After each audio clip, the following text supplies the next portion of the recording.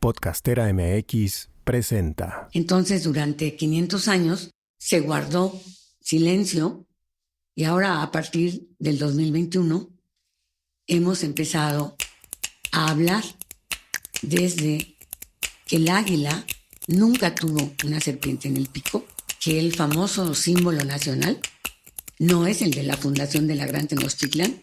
Soy Angélica Íñiguez. Estás escuchando Corpus Sapiens, el podcast que va del cuerpo a la danza. Una producción original de Podcastera MX. Hola, bienvenidas y bienvenidos a Corpus Sapiens. En este episodio voy a platicar con Patricia Torres, la abuela, una querida amiga, una persona que admiro muchísimo. La conocí en Manzanillo, en el Círculo de Mujeres, y me siento muy dichosa de tenerla aquí ahora frente a mí. Antes de darle la bienvenida, les voy a contar que la doctora Patricia Elizabeth Torres Villanueva ha dedicado su vida a promover la difusión de valores autóctonos a través del estudio y práctica de la sabiduría ancestral, tanto a nivel nacional como internacional. Es psicóloga, lingüista, domina 7 idiomas y es antropóloga. Nacida en Ostotipaquillo, Jalisco, actualmente es residente en la ciudad de Manzanillo, donde dirige el centro ceremonial Hueytlatoli. Ha viajado por todo el mundo siendo conferencista invitada por diferentes museos etnográficos como Viena, Berlín, Varsovia, Budapest, Praga, Francia e Italia sobre el tema Voz propia de los códices mexicanos. Trabajo de investigación en la Biblioteca Vaticana sobre el Códice Borgia. Premio Jalisco en la Cultura en 2009. Se dedica a dar cursos, conferencias y seminarios para revalorizar el proyecto de vida de las mujeres. Ha obtenido premios internacionales, medallas de oro, plata y bronce, promoviendo la cultura mexica desde su concepción original, la tradición oral y la danza. Obtuvo la certificación de la UNESCO para el uso terapéutico y pedagógico de ritmos prehispánicos que beneficia a personas de la tercera edad.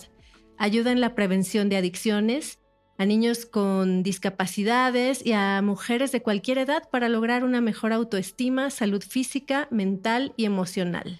Tiene un currículum muy largo, pero hasta aquí lo voy a dejar porque ella nos va a contar más. Pati, abuela, bienvenida a Corpus Sapiens. Muchas gracias por estar aquí. Ay, muchísimas gracias a ti, Angélica. Gracias por darme la oportunidad de que mi voz sea escuchada en México, en todos los países de habla castellana. Yo desde 1980 me he dedicado a la investigación de los efectos terapéuticos de la danza. El Consejo Internacional de la Danza de la UNESCO organizó el primer simposio de danza y medicina a través del Instituto Nacional de Bellas Artes.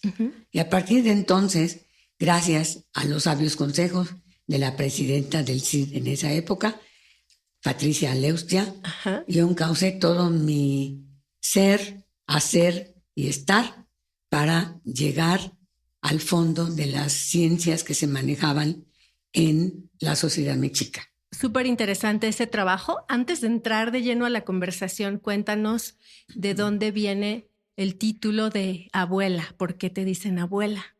Bueno, en la tradición mexica, cuando tú cumples 52 años, renaces. Ya fuiste Zipacli, o sea, feto, ya fuiste jaguar, juventud, ya fuiste Mazatl, la madurez, y ya fuiste flor, o sea, el florecimiento. A los 52 años ya eres una persona que empieza a ser como el acatl, como el carrizo. Eres recta, puedes inclinarte hacia un lado, hacia el otro, pero no quebrarte.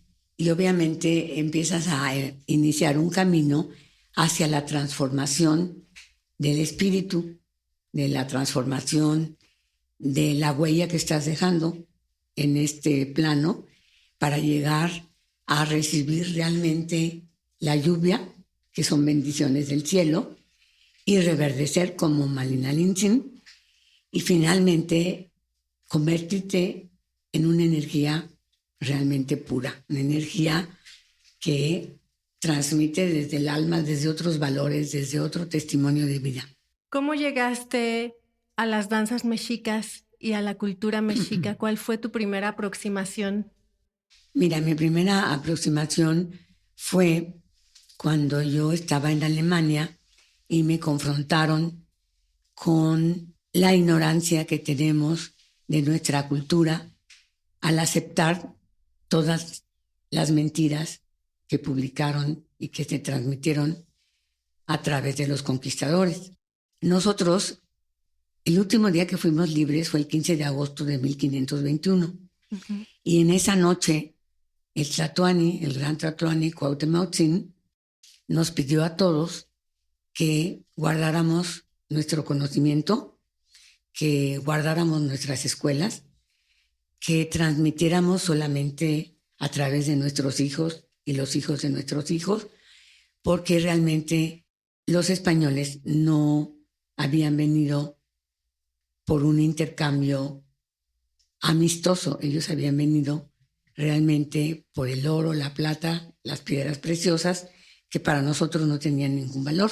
Uh-huh. Entonces, durante 500 años se guardó silencio y ahora, a partir del 2021, hemos empezado a hablar desde que el águila nunca tuvo una serpiente en el pico, que el famoso símbolo nacional no es el de la fundación de la Gran Tenochtitlan, porque en ese símbolo que está en el Museo de Antropología y que yo no descansaré hasta que los dos estén afuera del Museo de Antropología, el de 1810, que es un símbolo etrusco con el águila, que no es la nuestra, y una serpiente. Wow. Y el nuestro, que es el de la fundación de la Gran Tenochtitlan, está adentro del museo y es un águila real de las mexicas con el símbolo de la Tlachinoli, del esfuerzo, de la fuerza de voluntad, del sudor de tu frente que se requiere para llevar a cabo todas tus metas, todos tus planes. Entonces, a partir, te digo, de 1980, yo busqué ese conocimiento con los grupos étnicos uh-huh. que tenían el conocimiento y que no podían hablar. Entonces, uno de estos grupos, ahí en la Sierra de Guerrero, cuando yo fui preguntando por el significado de Tezcatlipoca, porque a mí me decían que yo era una Tezcatlipoca. Uh-huh. Y si tú ves en Wikipedia el significado de Tezcatlipoca, es el dios del inframundo, al cual se les ofrecían muchos sacrificios humanos, etcétera, etcétera, etcétera. Entonces, cuando a mí me decían que yo era una Tezcatlipoca, yo decía, ¿pero cómo? O sea, ¿me ven satánica o qué pasa, no? Entonces fue que yo empecé a buscar este conocimiento y ellos no querían ya ningún Castaneda ni ningún Cruz, o ¿cómo se llama? Escribió el de los 4 acuerdos, no me acuerdo, pero ese... y muchos otros que han desvirtuado la cultura dando una partecita de lo que han aprendido a través de los ancianos. Uh-huh. Entonces ellos ya no querían ningún antropólogo, etnólogo, arqueólogo, nada que viniera a querer tener información de ellos para lucrar ellos mismos. Uh-huh. Y ni siquiera dar un reconocimiento a nuestra cultura. Entonces... la persona que me acompañaba y que me llevó hasta esta comunidad... Miguel Ruiz, perdón. Sí, ese, Miguel Ruiz, el de los 4 acuerdos, el otro Castaneda y muchos otros que han escrito, ¿no? Uh-huh. Entonces, la persona que me acompañaba les dijo, pero ella danza, ella quiere aprender a través de la danza. Entonces yo vi el cambio de actitud de los abuelos, la expresión en su cara, y de ser hostiles se volvieron amables y como que me acogieron y como que dijeron, a través de la danza, sí, uh-huh. Muy bien. Entonces el chico que fue el que me llevó hasta allá me dijo, ok, mañana cuando escuches el caracol, búscanos y te vamos a empezar a enseñar. Uh-huh. Entonces yo al día siguiente fui a buscarlos y estaban todos esperando la salida del sol, que es un espectáculo maravilloso que yo aconsejo a todos que lo vivan, porque esa energía de transformarte de la oscuridad a la luz es algo maravilloso que en nuestra sociedad se ha olvidado. Entonces, observar la salida del sol es increíble. Entonces, yo he estado en muchos centros ceremoniales y yo no me explicaba por qué los atlantes de Tula estaban en esa posición. Y cuando estuve observando el nacimiento del sol, entendí. Ellos estaban posicionados como saliendo de la oscuridad hacia la luz. Entonces entendí perfectamente bien esta parte. Y cuando yo llegué a donde ellos estaban, a la hora que sale el sol, todos empiezan a tocar el huehuetl, empiezan los ayacastles y empieza la danza. Entonces, pues yo me quedé maravillada viéndolos danzar, me encantó, pero nunca entendí el lenguaje de la danza. Uh-huh. Nunca entendí, porque obviamente es mi cultura, pero yo nunca había estado tan cerca del origen, nunca había estado tan cerca de alguien que viviera y que llevara a cabo las enseñanzas de nuestros ancestros desde esperar la salida del sol. Uh-huh. Y después me dijeron, en la tarde cuando vuelvas a oír el caracol nos buscas. Entonces, a la salida del sol y a la puesta del sol era cuando me daban la clase, que yo después de 5 o 6 días le dije al chico, le dije, oye, pero los abuelos dijeron que me enseñaras a través de la danza y no me has enseñado nada. Y me dice, ¿cómo que no nos enseñas? Pero si te estamos haciendo todas las danzas de Tezcatlipoca, que es lo que tú quieres. Le dije, pero me dice, es que tienes que aprender a conocerte a ti misma.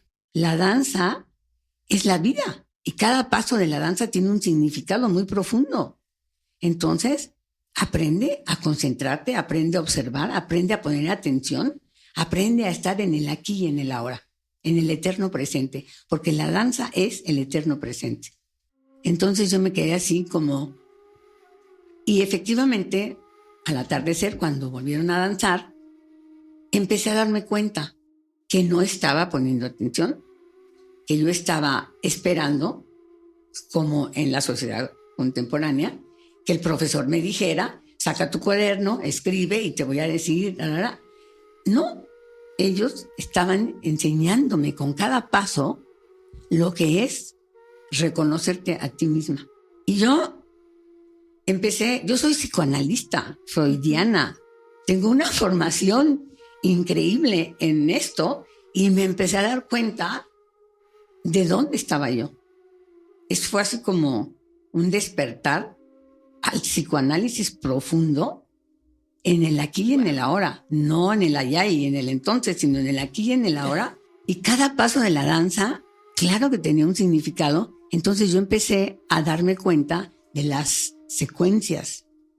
Hay un paso que se repite siempre, porque ese paso es el fundamento de lo que están haciendo. La conciencia despierta, la fuerza de voluntad, la transformación, la renovación, el aprendizaje de cada día. Entonces, todas las danzas tienen lo que se llama un paso de base, uh-huh, y tienen flores. Las danzas tienen 9, 13 o 20 flores. En una ceremonia lleva 20 flores. En un amarre de tilma, en un bautizo, en un funeral, llevan 13 flores. Y en la práctica diaria, 9 flores. Son los 9 señores de la noche. El despertar de la conciencia a través del desapego, del aquí y el ahora, del tomar decisiones, de no andar con una veleta de que no sabes lo que quieres, de no dejarte herir por chismes y falsos testimonios.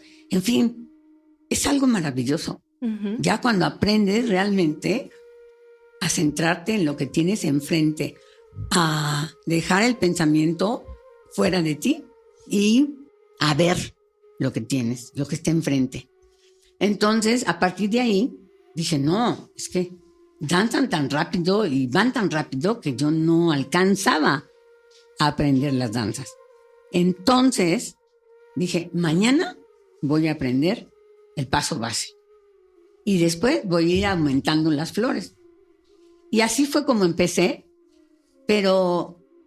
¿Sabes qué? Como estás danzando con los pies descalzos, como estás recibiendo la energía de la tierra, haz de cuenta que es una información que viene de abajo hacia arriba y no de arriba hacia abajo. O sea, tu cerebro de repente recibe la información. Como danzas con todo el esqueleto, tus 33 vértebras y tus 210,000 huesitos que tienes, entonces, pues sacude todo y borra memorias que tú tienes ahí que te llevan a la comparación, a la exigencia, al juicio, a la competencia. O sea, actúa en un nivel terapéutico, en un nivel psicológico o en todos los niveles del ser. ¿Cómo lo describirías? Totalmente en todos los niveles del ser. En todos los niveles porque es el físico. Desde sentir el frío, el calor de la tierra, lo húmedo, lo seco. Desde ahí empiezas a conectarte con la ecología. Desde ahí empiezas a darte cuenta de lo inconsciente que estamos, del aire, porque aprendes a respirar, porque nosotros estamos respirando mal. Pero entonces, cuando todas las prácticas de meditación te llevan a relajarte. Bueno, la danza es una relajación en movimiento. Tienes que aprender a respirar. Inhalas, detienes el aire y luego lo sueltas.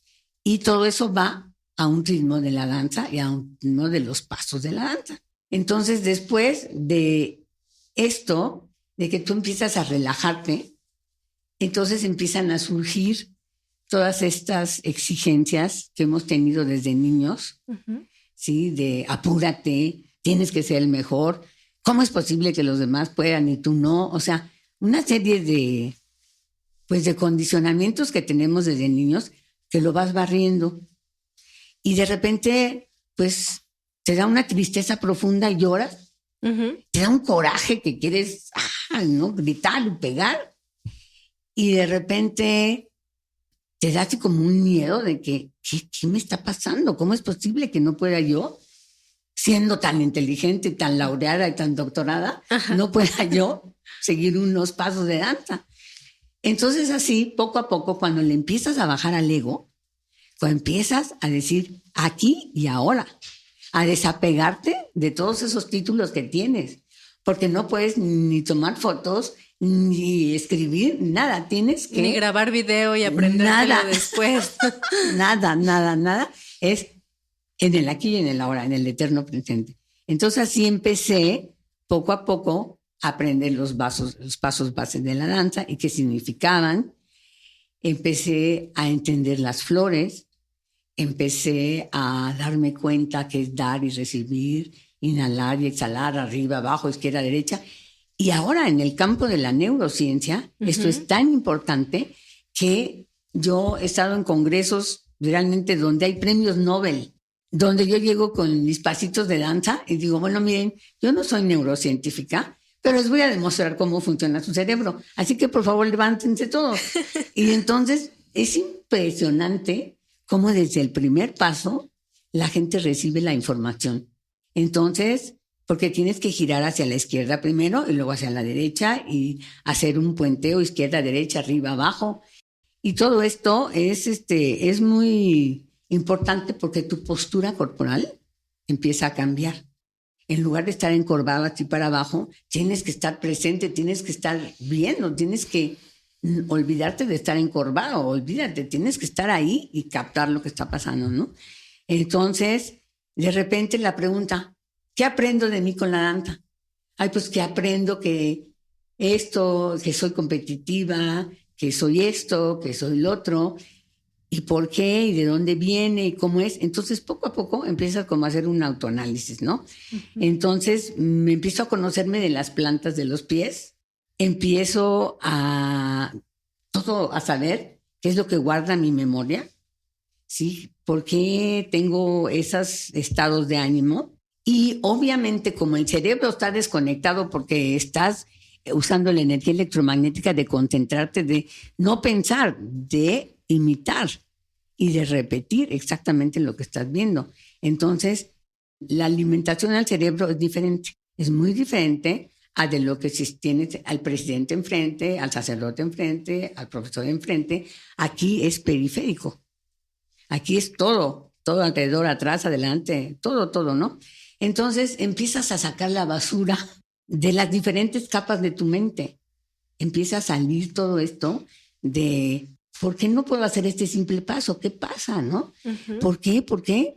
Y entonces te das cuenta de lo que te impide atreverte a hacer y a hacer. Empiezas a hacer tú misma, empiezas a dejar de competir, empiezas a dejar de criticarte, empiezas a dejar de exigirte, nada más te dejas ser y estar en el eterno presente, en la maravilla de lo que es respirar profundo y recibir toda la energía de la naturaleza, que si está lloviendo, que si hace frío. Todo eso, pues, es un desapego a la compulsión de querer controlar todo, ¿no? A tener una comprensión más profunda de lo que eres, porque obviamente que una de las partes importantes que la neurociencia insiste es que el intestino interacciona con el cerebro. Entonces, si tú tienes pensamientos negativos, si tú tienes mensajes que te mandas a ti misma negativas, obviamente te enfermas. Obviamente que no tienes esa conexión, verte de una manera diferente. Entonces, resulta que eres primero tú antes de corregir al otro. Quisiéramos saber si las flores son una coreografía. No, las flores son como el sentido profundo de la danza. Ujú. Por decir algo, el paso base de la danza de la luna es la Tierra girando alrededor del Sol por el lado izquierdo y la luna girando alrededor de la Tierra por el lado derecho. Entonces, el primer paso, digamos, la primera flor es la luna y la Tierra danzan juntas. Esa es la primera flor. La segunda flor es la luna gira por el lado derecho de la Tierra. Y la tercera es sube la marea y baja la marea. Es igual, doy y recibo. La cuarta flor son las 4 fases de la luna. Ajá. La quinta flor es que la luna afecta el agua en el planeta y en tu cuerpo. La sexta flor es esas fluctuaciones de la luna dan la menstruación en las mujeres y dan la andropausia en los hombres. Ujú. La menopausia en las mujeres, la andropausia en los hombres, que es lo mismo, dejan de dar vida. Pero por eso entran al Acatl, a hacer carrizos, ¿sí? Que ya están conectados de otra manera porque ya dieron fruto.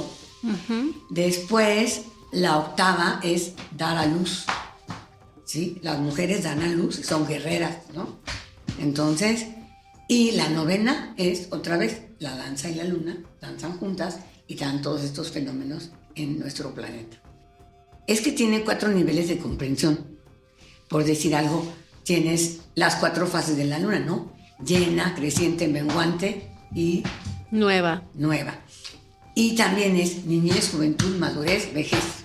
Ujú. Y también son los 4 elementos, aire, fuego, tierra, ¿sí? Ujú. O sea, tiene varios niveles de comprensión, los mismos pasos de la danza, dependiendo en el sentido que tú estés danzando. ¿Cuál es tu intención al ofrecer la danza de la luna? ¿Sí?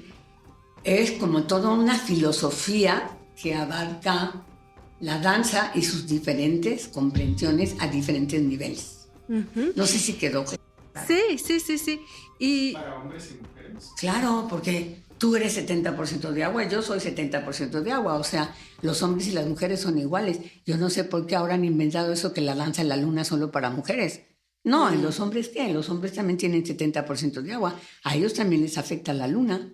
claro. Pero como en nuestra sociedad contemporánea la división de géneros está muy marcada, eso no existía en nuestra sociedad. En la danza, hombres y mujeres danzan juntos, niños, desde los abuelos, bisabuelos, tatarabuelos, padres, hijos, nietos, danzan juntos, ¿sí? Entonces no hay esa diferenciación de género. Todos somos iguales. De todos. género, de edad y de un montón de cosas. Todos sin respirar. ¿Cuánto tiempo vivimos sin respirar? 10. No, hombre, ni 5 minutos. Si no respiras, te mueres. O sea, en eso todos somos iguales. Ujú. Todos somos 70% de agua, negros, blancos, amarillos, rojos. ¿Sí? Entonces, esas diferencias de nuestra sociedad contemporánea son una tontería, porque somos iguales, somos creadores de la vida. El hombre da el soplo de vida, la mujer engendra. Entonces, tienen el mismo valor. No es que uno sea más valioso que otro. No, los dos son iguales. Y ahí me gustaría regresar en algún punto cuando hablemos de Malina Linsin. Sí. Pero antes de eso quería preguntarte cuál fue tu primer acercamiento a la danza. Cuando tú llegaste a conocer estas danzas mexicas, dices que ya pues esperabas tener un maestro. ¿Cuál había sido tu primer acercamiento con la danza? Bueno, con la danza como tal, desde niña siempre la había visto afuera de las iglesias. Nosotros íbamos mucho con mis padres a la Virgen de Guadalupe el día 12 y ahí estaban los danzantes. En todos los teatros de las iglesias hay danzas. Sí. ¿Por qué? Porque las danzas fueron secuestradas por la iglesia. Entonces, por eso los danzantes religiosos, los danzantes concheros, han perdido el valor intrínseco de cada paso de la danza. Por eso ellos les interesa mucho poner balines, o sea, yoyotes, para que suene más fuerte. O luces LED cuando la llevada de la Virgen. Exactamente. Entonces, imagínate, no se dan cuenta que ese sonido es el sonido de las balas. Y nosotros que estuvimos en Vancouver, unos First Nations se enojaron y dijeron, pero quítense eso de las balas, ¿por qué tienen metales en los pies? Están faltando a nuestros ancestros, están usando el metal que mató a nuestros ancestros. Ellos tienen más conciencia. Nosotros aquí, porque es el show, ¿me entiendes? Entre más fuerte suene, pues mejor, ¿no? Soy mejor danzante. Y no es así. Y eso, pues, respondió también a una caída de conciencia, ¿no? A todo este silencio del que hablabas. Claro, y además también de ese silencio de que, ¿sabes qué? Danzantes con terciopelo y doraditos, sin ningún sentido de los símbolos, las mujeres como teiboleras, con unos atuendos que no tienen identidad. Eso es falta de identidad. La identidad es integridad. Entonces yo defiendo la identidad cultural, la integridad de nuestra cultura, porque para eso está Hollywood, para eso está Bollywood. Ellos han destruido muchas culturas, porque ellos tienen su propia forma de alterar todo según les convenga, ¿no? Entonces, eso es lo que nosotros de alguna manera hemos luchado en muchas universidades y ya lo logramos en la Universidad de Colima, que las danzas rituales prehispánicas no son folclore, que lo saquen de los ballets folclóricos. Amalia Hernández, su primer cuadro es un cuadro prehispánico donde no sabe si son egipcios o si son hindús o si son indonesios, porque los movimientos no corresponden a nuestro lenguaje corporal, no corresponden al lenguaje de la danza original. Cuéntame un poco más de eso, abuela, de la relación entre la danza y los códices que has estudiado tú. Bueno, imagínate que en el campo de la neurociencia nosotros tenemos un códice donde te muestran tus dos hemisferios uno frente al otro. Y eso es lo que la danza hace.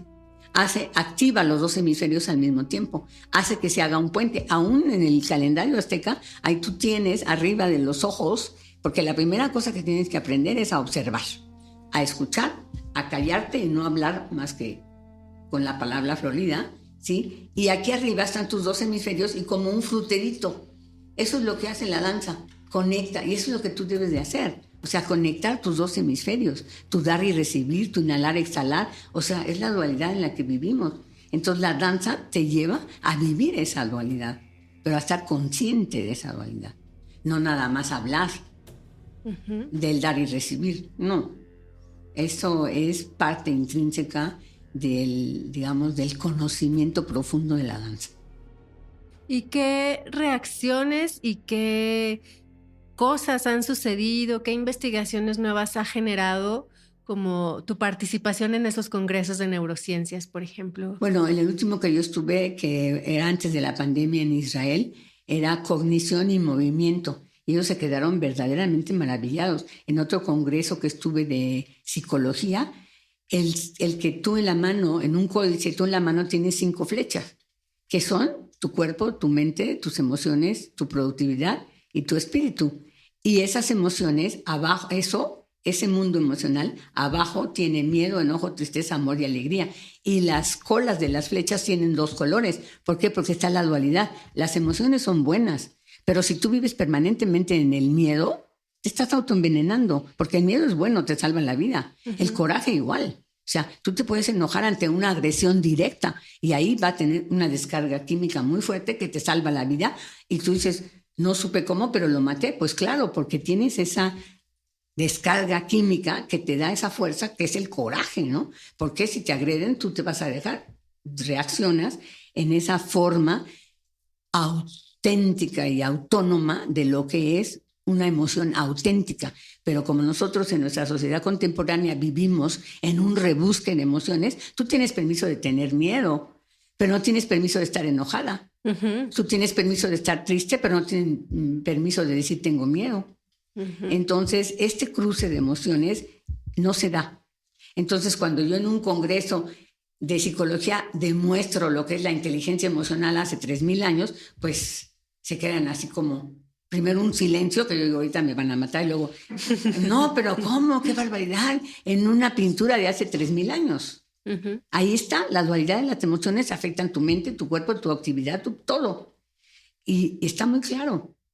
Entonces, esa es la parte que te digo que en todos los foros internacionales donde me he presentado, hay gente que tiene ese nivel de conocimiento mucho más alto que yo en neurociencia, porque yo no, como les digo, yo no soy neurocientífica, pero yo les voy a demostrar cómo funciona su cerebro. Y ahí está, la comprobación científica la pueden hacer ellos, la comprobación en el aquí y en la ahora lo puedo hacer yo. Sí. La última vez que fuimos a Manzanillo y que nos reunimos en la casa de la abuela fue pues en este círculo de mujeres que ustedes hacen desde hace mucho tiempo y al cual me invitó también Carolina Muñoz, que es la creadora y hostess de Cuántico. Sí. Tiene su podcast muy lindo. Maravilloso. Y cuando llegué a la casa de la abuela, ella estaba enardecida, estaba como con una energía de mucho coraje, tal vez, grabando para un Facebook, transmitiendo en un Facebook Live.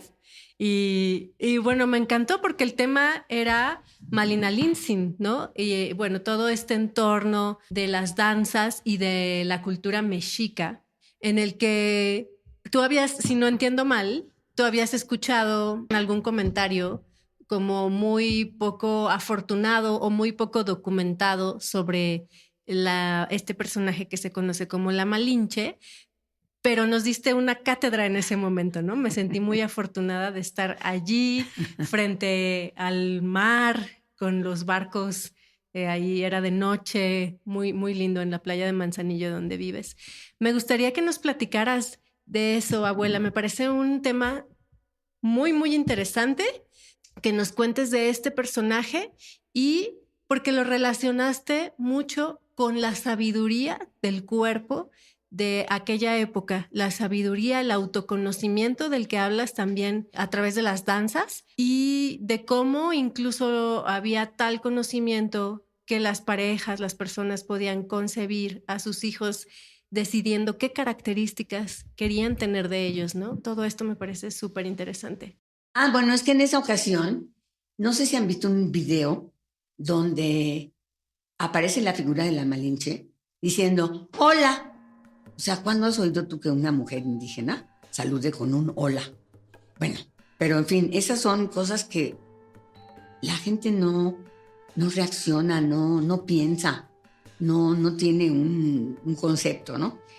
Ahora, ella habla mucho de los españoles, pero nunca da el nombre de sus padres.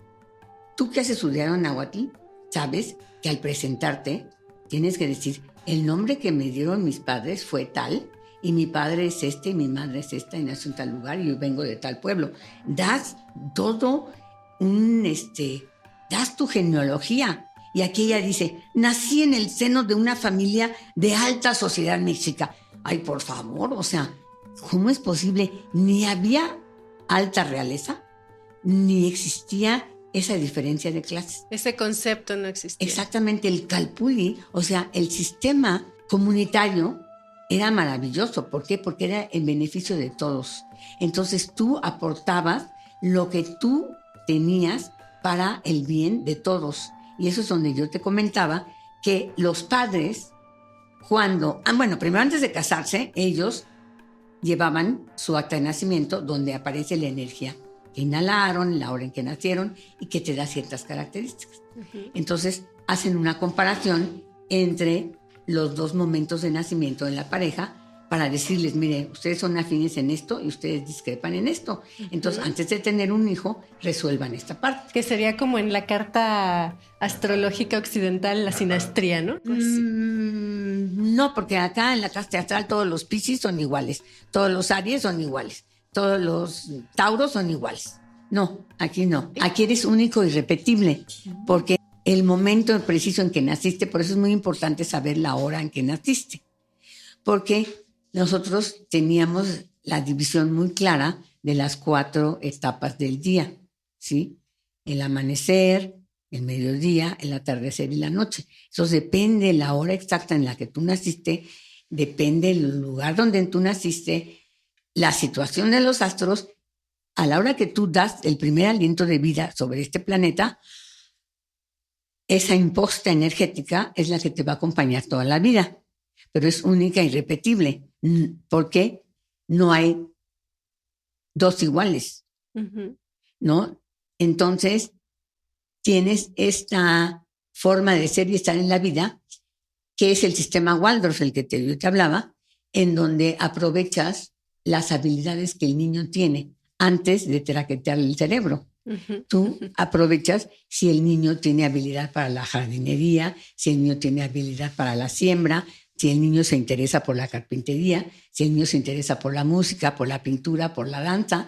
Entonces se le encausa a empoderarse de sí mismo a través de lo que a él le gusta, de lo que la habilidad con la cual nació. Y posteriormente ya puede aprender todas las ciencias que él quiera, pero primero desarrollar las habilidades que por naturaleza él recibió. Entonces eso es un acercamiento muy diferente. Y la educación de los niños era muy diferente, porque a los 3 años los padres presentaban al niño a la comunidad y al terminar de presentarlos con toda la comunidad, decirle, mira, Angélica te puede enseñar esto, Salvador te puede enseñar esto, la doctora te puede enseñar esto, el ingeniero esto, el arquitecto esto, los tamemes esto. Los padres salían del círculo y dejaban al niño en medio del círculo para que el niño se acercara hacia quien naturalmente le hubiera llamado la atención. Imagínate qué diferencia. Entonces el niño, en el caso de Malina Lindsay, como ella había nacido con el don de lenguas, porque sus padres así lo habían querido, cuando le presentan a los tamemes, que eran los postecatl, los que hacían los trueques desde la Confederación de la Anáhuac, viajaban desde Utah en los Estados Unidos hasta Nicaragua, y ellos iban aprendiendo la lengua de todos los pueblos. Entonces la niña, con esa inclinación natural que tiene, cuando le hablan de viajar y de hablar idiomas y de conocer todos los pueblos, la niña se acerca a ellos por inclinación natural y ellos la acogen. Ellos tienen como la obligación de acoger a los niños y de darles una educación. El niño puede estarse con sus nuevos maestros, puede ir con sus papás, tiene una libertad. No hay ese apego de que este es mi hijo y aquí se queda. No. La niña podía ir y quedarse en casa de los tamemes, aprender con ellos, y cuando ellos iban a viajar, la niña se iba con ellos. Ese fue el caso de la Malina Lindsay. La Malina Lindsay viajó desde los 3, 4 años hasta los 16 años, cuando conoció a Cortés. Ella había viajado por toda la Confederación de la Anáhuac y hablaba muchos idiomas. Y la conocían en todas partes. ¿Por qué? Porque es una niña que está siendo educada para hablar idiomas. Entonces, cuando a los 16 años se encuentra con Cortés, y cuando el intérprete que Cortés llevaba, que era un español que había naufragado, que se había integrado a la sociedad maya, él aprendió maya, pero no sabía ninguna otra lengua. Entonces, cuando llegan los emisarios de la Gran Tenochtitlan para darle la bienvenida a Cortés, porque no es de que estábamos esperando a un dios blanco y barbado, como ellos dijeron, mentiras, porque habíamos tenido muchísimos. Ahí les aconsejo que lean un libro de Walter Thompson que se llama Nusun, N-U-S-U. Nusun es la historia de todos los navegantes asiáticos y todos los navegantes que llegaron a América mucho antes de Colón, porque Colón no fue el que descubrió América.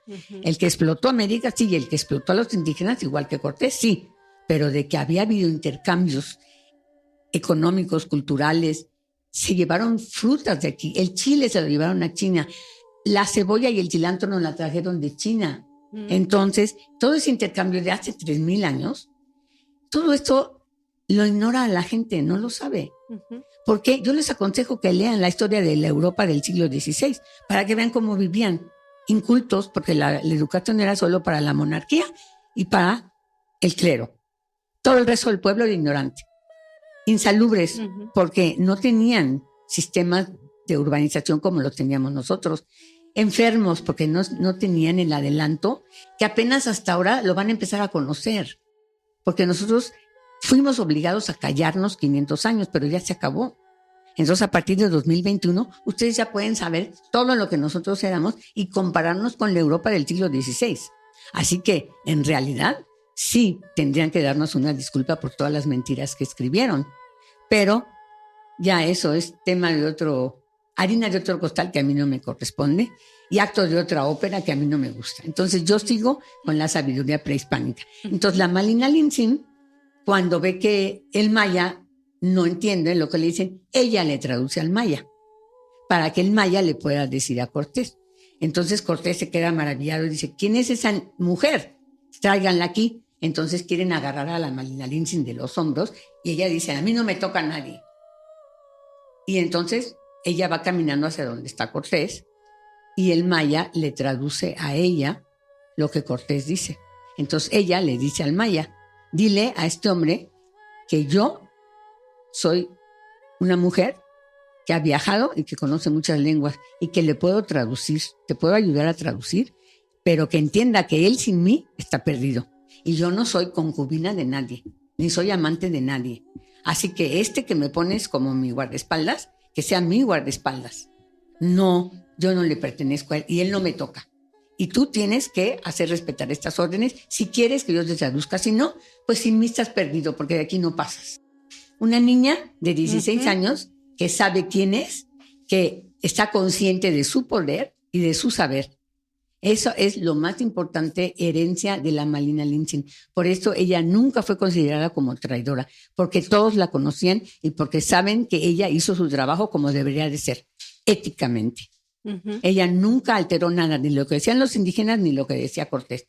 Era una traductora así. Entonces, cuando el 15 de agosto de 1521 se entrega a la Ciudad de México, ella se da cuenta que todo está perdido y que no hay vuelta atrás, que los españoles ya... De Tenochtitlán. Tenochtitlán ya los abuelos ya habían dicho que se terminara esto porque si no iban a mandar más y nos iban a matar, como nos terminaron a todos los indígenas de Sudamérica. Dicen que hubo esa traición de los tlaxcaltecas y que por eso nos conquistaron. No, es que ahora ya lo van a saber. Es que nosotros tenemos un código de justicia donde, por ejemplo, si tú y yo no estamos de acuerdo, 20 de mis guerreros van a pelear contra tus guerreros, 20 guerreros.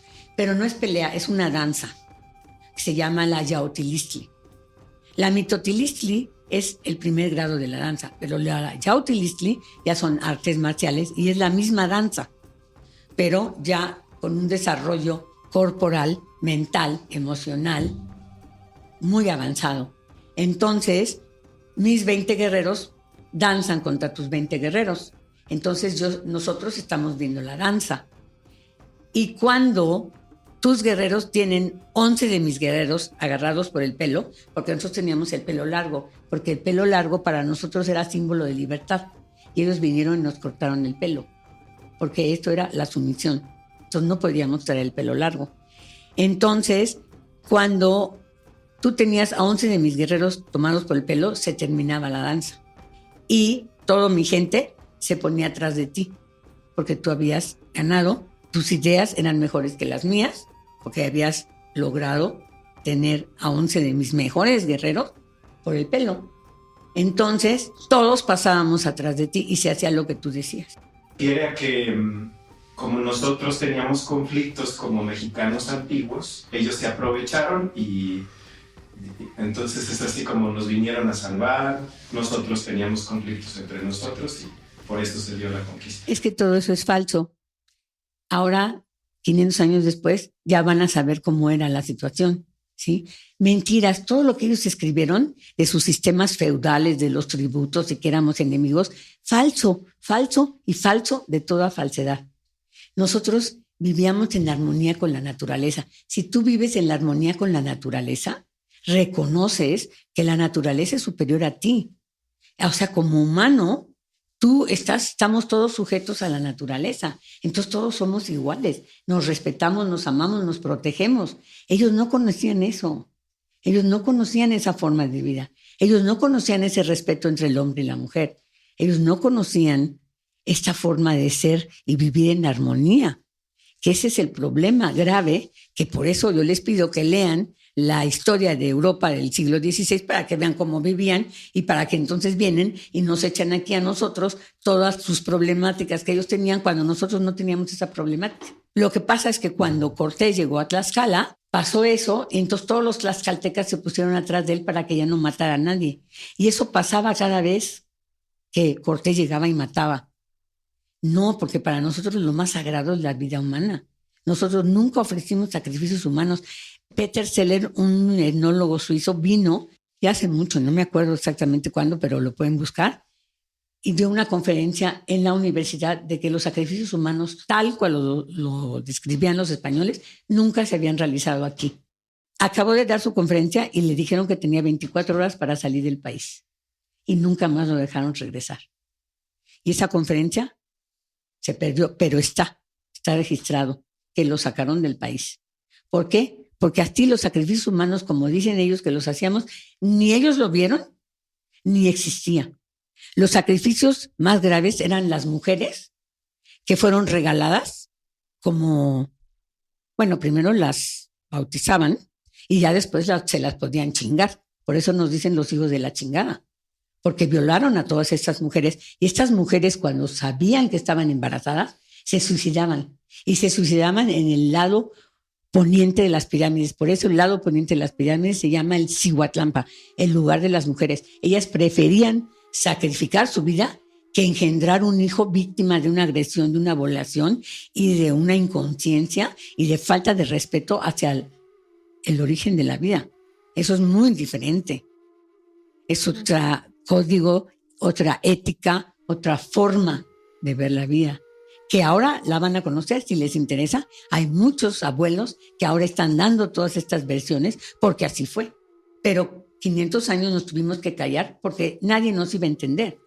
Nadie iba a entender que tenemos un códice que te dice que si tú concibes un hijo aquí, 273 días después van a ser acá con estas características.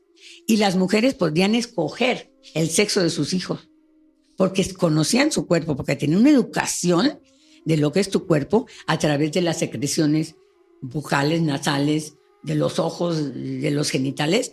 Entonces, ahora los alemanes hicieron una computadora que se llama Lady Computer.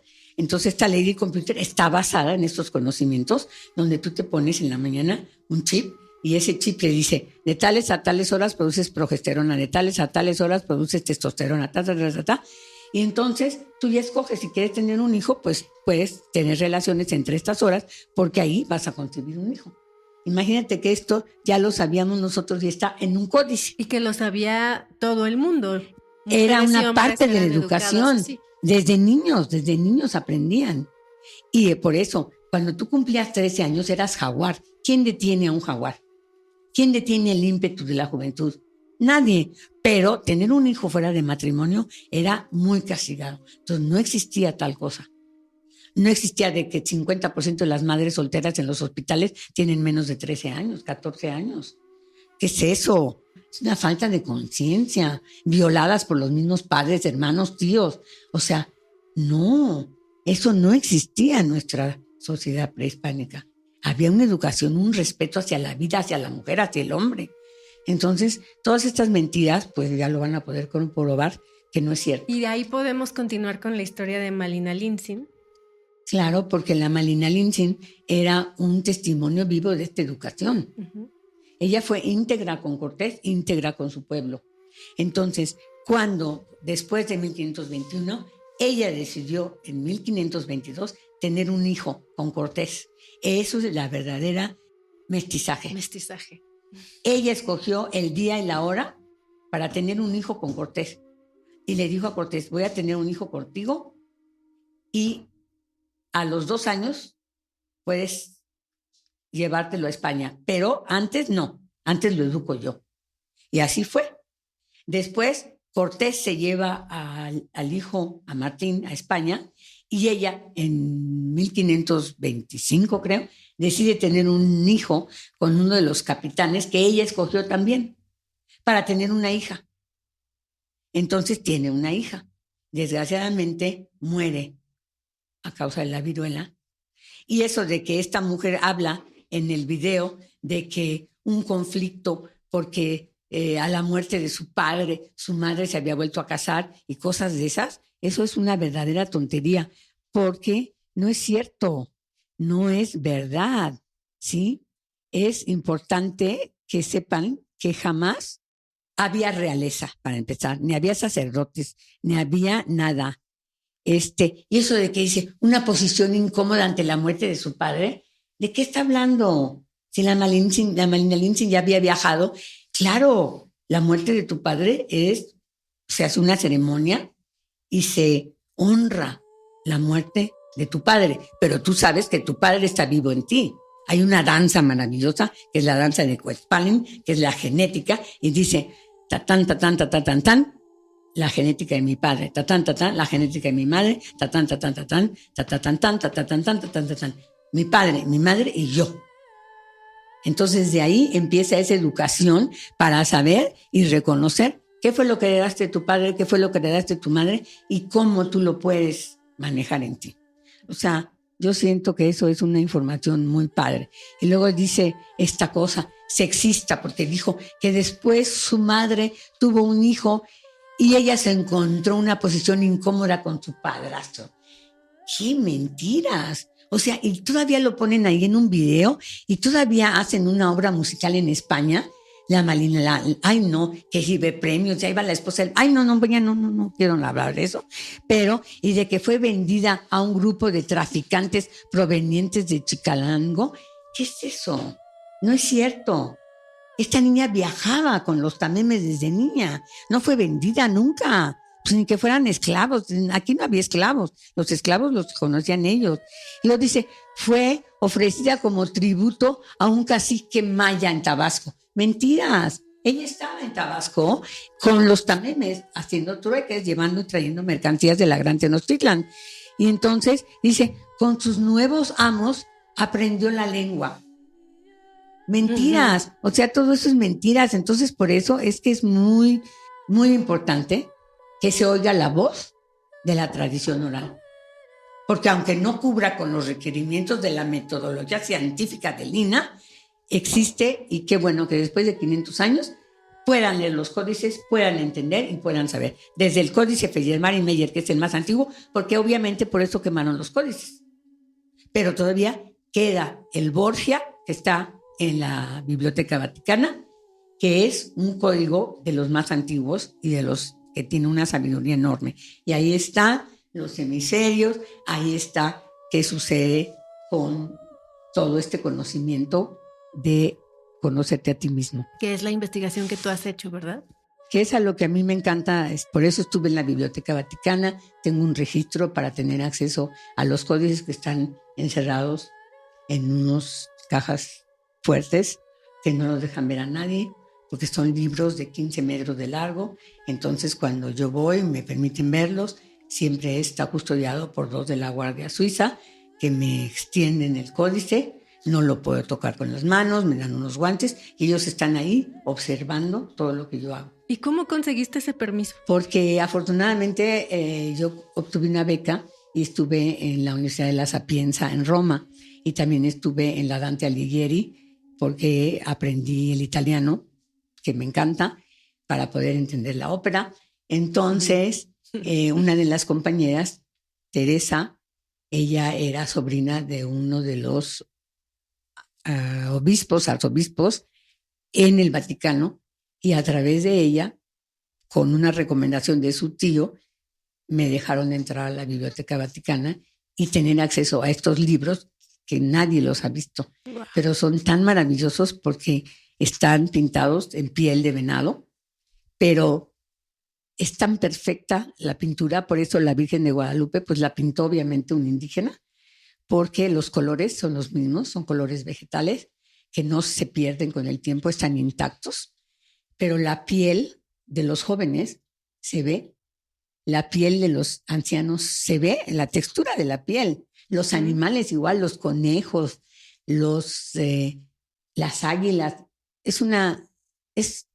bueno, yo he estado horas y horas y días observando estos códices y me quedo absolutamente así maravillada de la perfección de esos tlacuilos, de la conciencia que tenían, de la observación y de plasmarlo de tal manera. Por eso quemaron todos nuestros libros. Qué pena, porque aunque queda nada más 5 en todo el mundo, son testimonio de esta sabiduría y que solamente la puede interpretar alguien que sabe el significado de los símbolos, el significado de las matemáticas y el significado de la posición de cada una de estas, porque tienen varias interpretaciones. Los mismos símbolos se pueden utilizar en la arquitectura, en la ingeniería, en la ginecología, en la agricultura. Los mismos símbolos son inalterables. El valor del símbolo es inalterable. Esto que dices de la prohibición de hablar de esto o de escribir, de transmitir este conocimiento que no fuera de una forma oral por 500 años, ¿cómo fue que al cumplirse esos 500 años hubo un consejo? ¿Qué personas pertenecen a él? ¿O cómo se generó este conocimiento de que ya podían expandir la información, abrir, compartir al mundo? Mira, por decirte algo, yo cuando estuve en esta comunidad donde fui a buscar el conocimiento, entonces me enseñaron a través de la danza. A través de la danza yo empecé a entender todos los códigos de conducta, empecé a entender muchas cosas, ver cómo en las ceremonias de los 52 años la gente realmente se desapega de todo y vuelves a nacer, pero vuelves a nacer con otra conciencia. Cuando hay un funeral, cómo se da ese funeral, cómo es una celebración de la vida y una celebración de la muerte, porque para nosotros la muerte no existe. Cuando tú te mueres te vas a transformar en algo. No reencarnación, no creemos en la reencarnación. Te vas a transformar en otra cosa, ¿sí? Es como cuando te entierran, pues los huesos tardan cierto tiempo en degradarse y cada uno es una etapa, ¿no? Más o menos eso es como que te transformas en algo. O las cenizas pues sirven de fertilizante y va a salir algo nuevo, ¿no? Abuela, ¿qué te ha dado la danza mexica a ti en tu vida? Ay, bueno, me ha dado la dicha de poder vivir en el eterno presente, en el aquí y en el ahora, del desapego, pues sí, cuando la gente te ataca y habla mal de ti, te levanta falsos y cosas de esas, pues es así como te haces a un lado para que pase la flecha y no te hiera. Es como saber tomar decisiones, ¿sí? Tengo que hacer una cosa, la hago, no la procrastino. Es como también ver cómo hay gentes que se comen el corazón de otras gentes y ese mal, tú sabes que no puedes hacerlo, sino como que vivir siempre pues en la paz, en la armonía, en el amor.